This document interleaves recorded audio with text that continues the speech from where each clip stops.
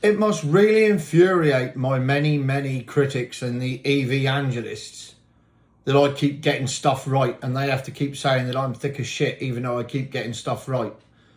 And it must infuriate them even more that I've got videos where I've said what I think is going to happen, and then when it does happen, they still tell me I'm thick. So, hey ho, there it goes. But yet again, I've been proved right.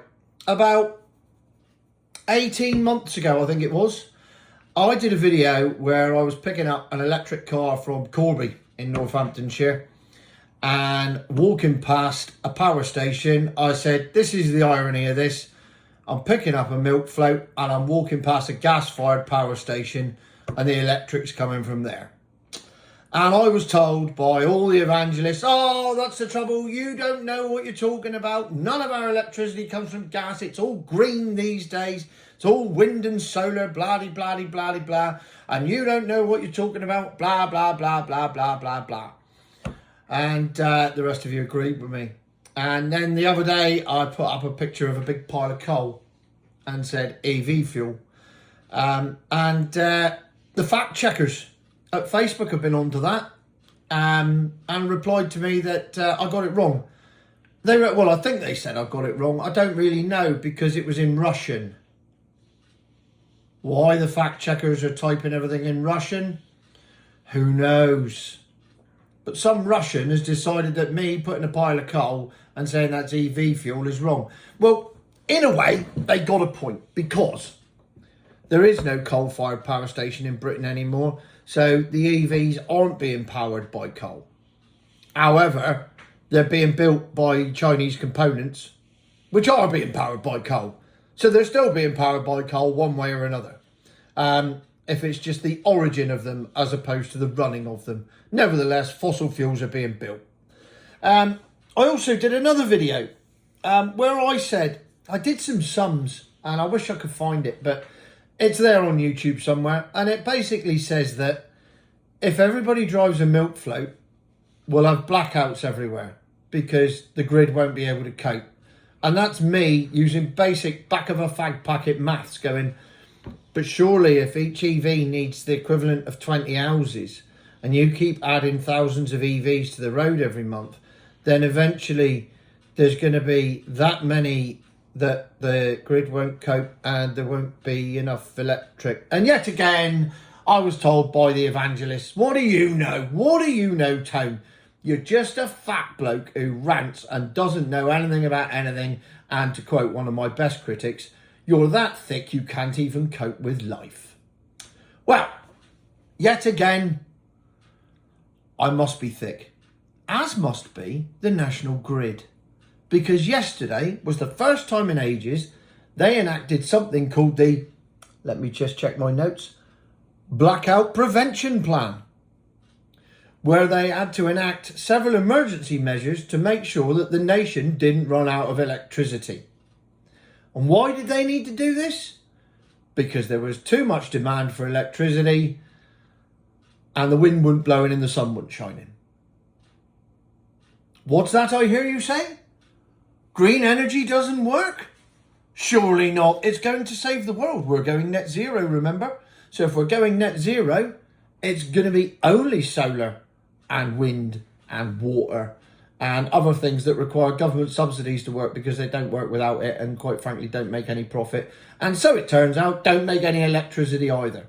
Because yesterday, and this is all available online if you want to go and check it, at 1:50 p.m. yesterday, I've written all this down, 53% of the nation's electricity was coming from gas.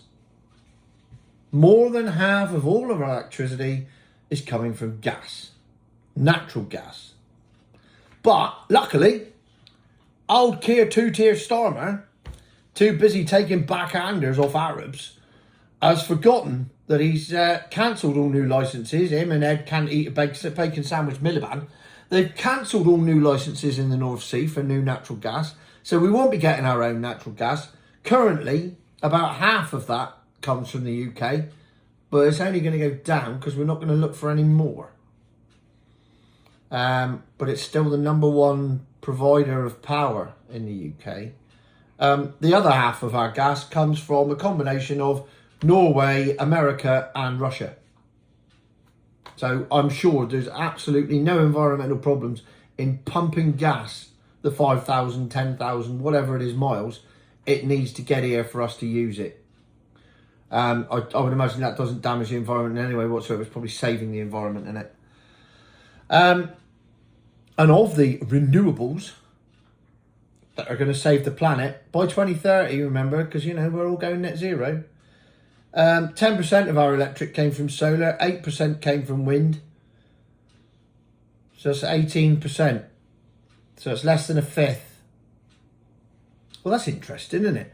Because everyone always tells me that at least half of the energy in Britain comes from renewables. Yet it's peak yesterday. At peak demand, the most demand we've had for years. It was 18%. 8% comes from biomass, which used to be coal. You know, the coal of which we sit on millions and millions of tons of under the ground that we could just use and burn.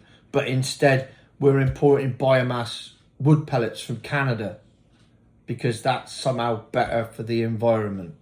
Again, not my figures. And the other 10% of the energy that we used yesterday came from Belgium, Denmark, France, Ireland and the Netherlands. And we borrowed some of their electric. I presume we'll have to give it back at some point, or maybe it's a long-term loan. Maybe it's like a library. As long as you got a ticket, you're all right. So we're not using renewable energy like everybody says we are. That's bollocks. We're not using no fossil fuels. We're using 53% fossil fuels. Over half is fossil fuels. We're importing half the fossil fuels from abroad, and we're importing another 10%. So that's 25%. That's 26.5% plus 10%, 36.5% of our energy comes from abroad. Meanwhile, we're shutting down the coal-fired power stations that we had coal to burn in, and we could do all that because, you know, you've got to save the planet. Because if it wasn't for us, I mean, I know we've shut down 16 power stations, but China built that many yesterday.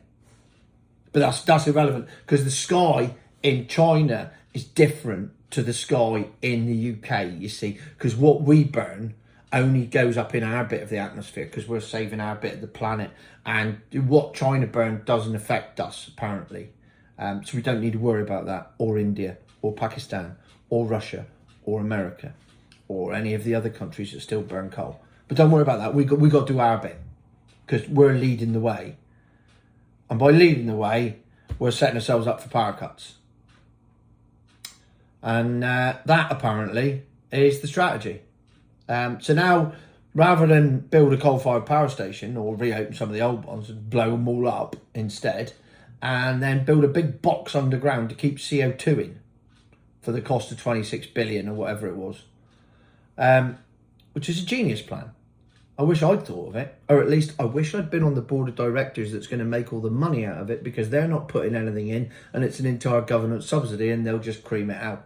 So it's technically, it's a laundrette underground. So there you go. Yet again, something that I said was going to happen 18 months ago has happened twice. And I'm still thick as mints. So I continue to see things for what they are, continue to point them out, continue to be right, and continue to be called thick as pig shit. What a wonderful world we live in. Future my arse.